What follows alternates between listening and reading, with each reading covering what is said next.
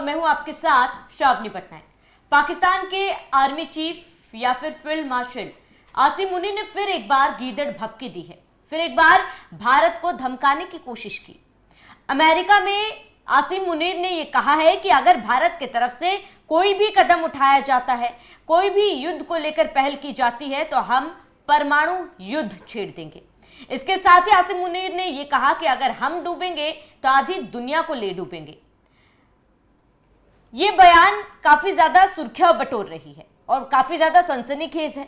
वो इसीलिए क्योंकि ऐसा पहली बार हो रहा है कि अमेरिका के धरती में किसी तीसरे देश को परमाणु युद्ध के लिए, परमाणु वार के लिए धमकी दी जा रही है। इतनी हिम्मत आसिम मुनीर में आई कैसे, ये बड़ा सवाल है और इसी पर हम आज चर्चा करेंगे। मेरे साथ मेरे सहयोगी अभिषेक पुंडीर मौजूद है। अभिषेक, बहुत बहुत स्वागत है। अभिषेक, ये कोई पहली बार नहीं है जब पाकिस्तान के कोई बड़े नेता या फिर आसिम मुनीर ने धमकी दी हो। धमकी कहना गलत होगा, गीदड़ भभकी, क्योंकि लगातार इस तरीके के बयान पाकिस्तान की तरफ से सामने आते रहते।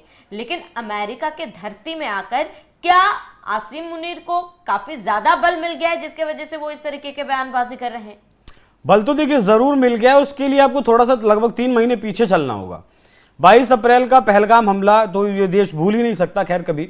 उसे 3-4 दिन पहले आसिम मुनीर ने 2 नेशन थ्योरी की बात कही थी।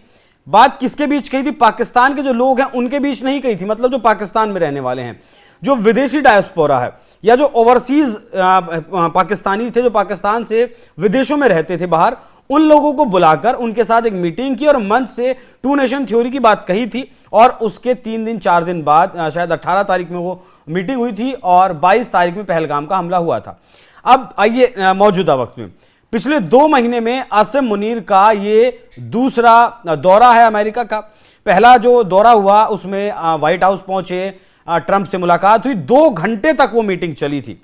उस मीटिंग की कोई तस्वीर बाहर नहीं आई, उस मीटिंग के बाद कोई प्रेस कॉन्फ्रेंस नहीं की गई। और ट्रंप जो हर वक्त मीडिया के सामने रहते हैं या फिर अपने ट्रूथ सोशल मीडिया अकाउंट पर रहते हैं और हर बात की, छोटी से छोटी बात की भी जानकारी देते हैं, उन्होंने भी आसिम मुनीर के बारे में कोई चर्चा सोशल मीडिया पर नहीं की, कोई प्रेस कॉन्फ्रेंस नहीं की और प्रेस को कोई बयान आसिम मुनीर के बारे में नहीं दिया। तो इससे आप समझ सकती हैं कि कितनी संवेदनशील बातों पर चर्चा हुई होगी।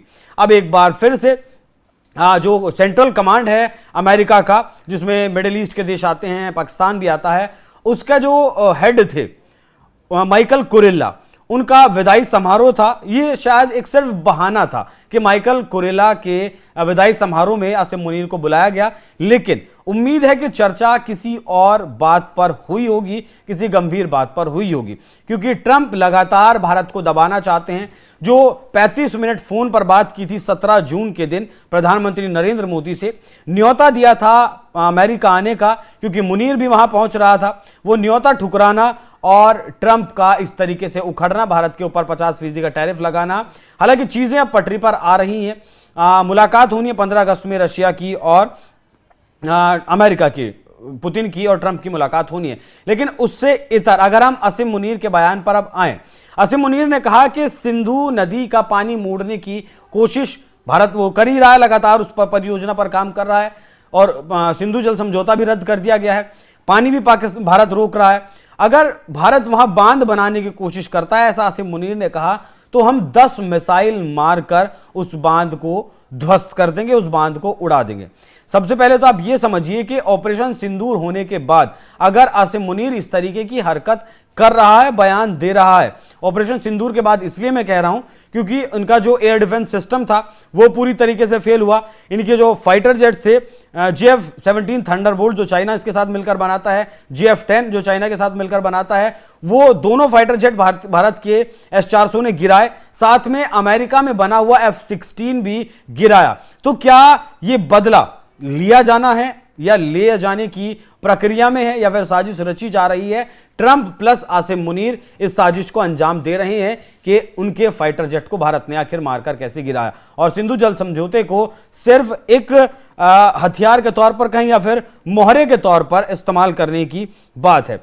आसिम मुनीर अमेरिका में बैठकर भारत को यह धमकी देते हैं। इससे यह बात तो साफ है कि अब चाइना को छोड़कर पूरी तरीके से नहीं, आंशिक तौर पर या फिर मौजूदा वक्त में जब तक ट्रंप है तब तक ट्रंप को और अमेरिका को पाकिस्तान ने अपना अब्बा मान लिया है, या फिर कहें कि आसिम मुनीर ने अपना अब्बा मान लिया है। क्योंकि पिछले दिनों आसिम मुनीर चाइना गए थे, चाइना में मुनीर की मीटिंग हुई थी।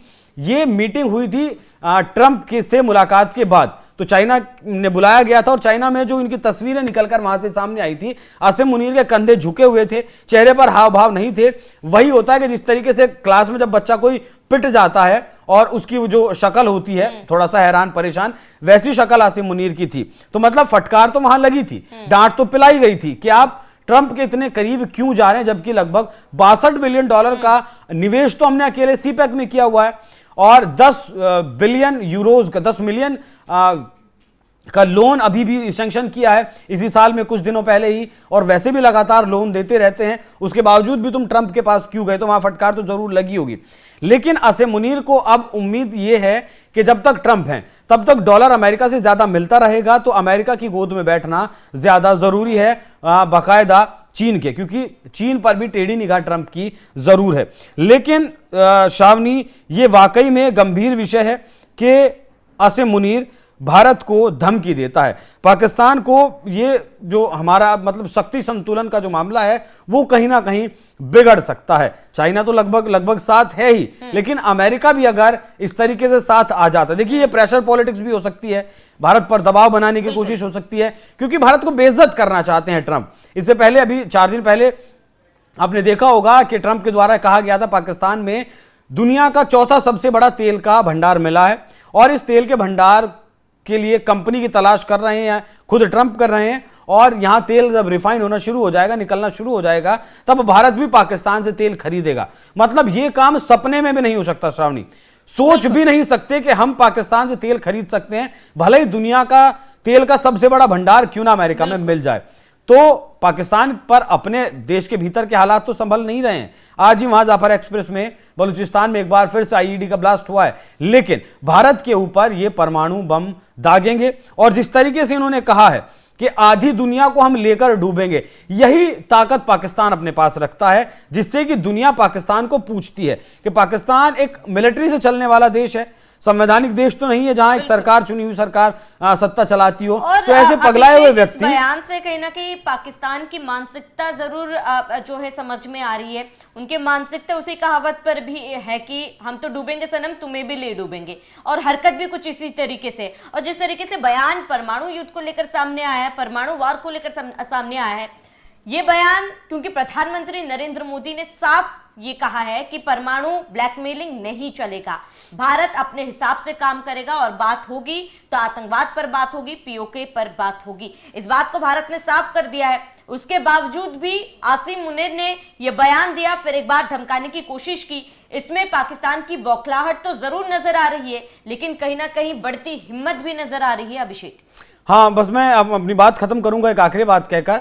किराना हिल पे ब्रह्मोस मारी भारत ने, हालांकि भारत की सरकार ने या फिर सेना ने इस बात को नहीं माना है, लेकिन भारत की ब्रह्मोस ने जो एंट्री पॉइंट था जहां किराना हिल्स में पाकिस्तान के परमाणु हथियार रखे थे, उस एंट्री पॉइंट पर जरूर मिसाइल मारी गई थी। और मैंने दिन में भी आपको बताया था कि वहां बोरोन से भरा हुआ इजिप्ट से एक प्लेन पहुंचा था, अमेरिका का C-350, जो डिटेक्ट करता है कि यहां लीक तो नहीं हुआ है यूरेनियम का या फिर न्यूक्लियर का लीक तो नहीं हुआ है, वो भी पहुंचा था। दरअसल देखिए श्रावणी, बताया यह जाता है, तमाम विशेषज्ञ इस बात का दावा करते हैं कि पाकिस्तान के पास जो परमाणु हथियार हैं वो पाकिस्तान के नहीं है, वो अमेरिका के परमाणु हथियार हैं, अमेरिका ने वहां रखे हुए हैं। और जब उन पर टारगेट किया गया, वो भी अमेरिका के बौखलाने का एक बड़ा कारण है। अमेरिका सीधा तो युद्ध नहीं कर सकता भारत के साथ, या सीधी धमकी तो नहीं दे सकता है, टैरिफ वॉर कर सकता है, टैरिफ वॉर वो लड़ रहा है भारत के साथ, लेकिन पाकिस्तान सीधी धमकी दे सकता है, मुनीर सीधी धमकी दे सकता है। तो ये शब्द भले ही मुनीर के मुंह से निकले हैं, लेकिन ये सोच, ये उपज कहीं ना कहीं ट्रंप के दिमाग की है, ट्रंप ने ही ये सब कुछ करवाया है। इस बात को मैं बड़े विश्वास के साथ श्रावणी कह सकता हूं कि चैलेंज कैसे भारत ने हमें कर दिया, हमारे हथियारों को कैसे चैलेंज कर दिया। ये जो आपका एयरबेस, जब तालिबान को खत्म करने की कोशिश कर रहा था अमेरिका, वहां अमेरिका में एयरबेस बनाया गया था, वहां भी भारत ने मिसाइल से अटैक किया, और वहां का जो हैंगर था उसे भी पूरी तरीके से नष्ट करने का काम किया था। तो दोनों मिलकर अब कहीं ना कहीं भारत के खिलाफ जो साजिश रचने की कोशिश कर रहे हैं, प्रधानमंत्री मोदी के बयान का जिक्र आपने किया, वो कभी भी सफल नहीं हो पाएंगे। और भारत ने यह बता दिया है कि पाकिस्तान का कोई भी कोना भारत की पहुंच से दूर नहीं है। तो अब्बा की गोद में बैठकर आप इस तरीके की बयानबाजी ना करें, क्योंकि अब्बा का वक्त तो 3.5 साल का ही बचा है, उसके बाद अब्बा बचाने के लिए नहीं आएंगे। और 3.5 साल भी कहना गलत होगा, मिड टर्म के जो इलेक्शन होंगे 1.5 साल के बाद, वहां देखिएगा आप जिस तरीके से विपक्ष लगातार खफा है ट्रंप से, जिस जनता ने ट्रंप को वोट दिया है वो खफा है। और मिड टर्म के जो अमेरिका में नतीजे आएंगे उसके बाद ट्रंप, यकीन करिएगा, कुछ करने के लायक नहीं रहेंगे। तो मुनीर को जो करना है वो 1.5 साल में बयानबाजी ही कर सकता है, गीदड़ भभकी दे सकता है, दे ले, बाकी कर पाकिस्तान कुछ भी ना पाया है और ना कुछ कर सकता है। बिल्कुल अभिषेक, अब ये देखना महत्वपूर्ण होगा कि बयान तो आसिम मुनीर ने दे दिया, लेकिन इस बयान का खामियाजा उन्हें कितना और कितने हद तक भुगतना पड़ सकता है। अभिषेक, जुड़ने के लिए बहुत बहुत शुक्रिया। आपका इस पूरे मामले पर क्या कहना है हमें कमेंट कर जरूर बताएं। साथ ही आप बने रहिए NMF न्यूज के साथ।